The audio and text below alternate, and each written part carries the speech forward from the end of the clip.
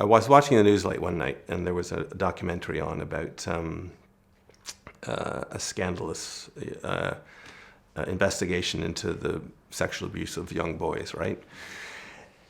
And I'd heard about it in the news, but when the investigative report began, it didn't start with the perpetrators, it started with the victims. And these were men talking about their experience as children. And the one guy was beginning to talk about what had been done to him.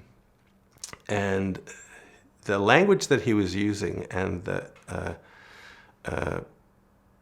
countenance on his face was jaw-dropping. He was talking openly, without anxiety and matter-of-factly, and without anger and rage, right?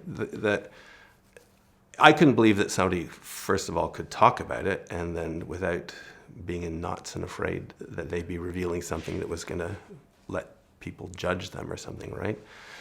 I remember sitting in the chair and not being able to breathe, just like I couldn't breathe. The show was over, and I knew I was going to my counselor a couple days later, and I'd been in counseling for him for the dissolution of my marriage for, well, at that point would have been about 8 years, I guess.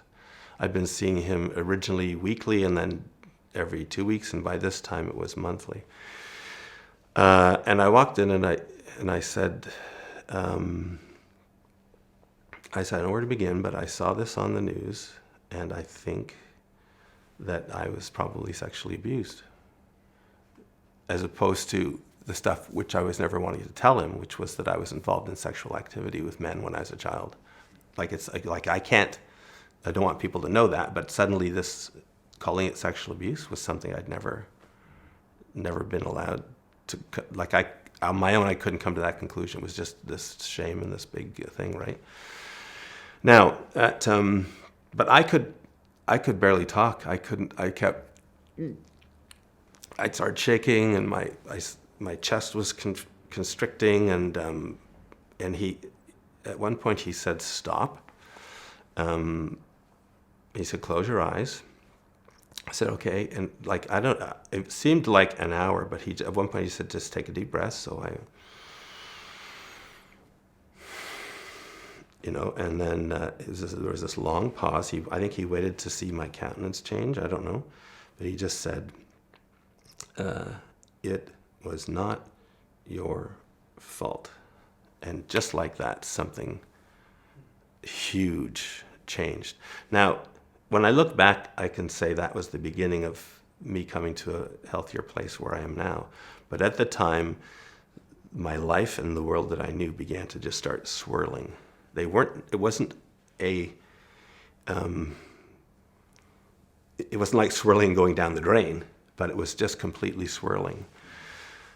So I remember coming out feeling, first of all, this is a very safe place to talk, and I had no issues with that with him because I'd been seeing him for a long time, right? But it changed the focus of our counseling, right? At that time, I was still at work under a lot of stress for all the other reasons, right? But not really integrating that growing knowledge into the present day, what I call the everyday presentation of self. Because I was in a career, I was in a family, and a neighborhood, and there's no, So when in the months that followed, I began to understand how I needed to look back at my history through different eyes. There was a heck of a lot of regret and frustration and sadness, because if I'd have known then what I know now, what decisions would I have made differently, that kind of thing.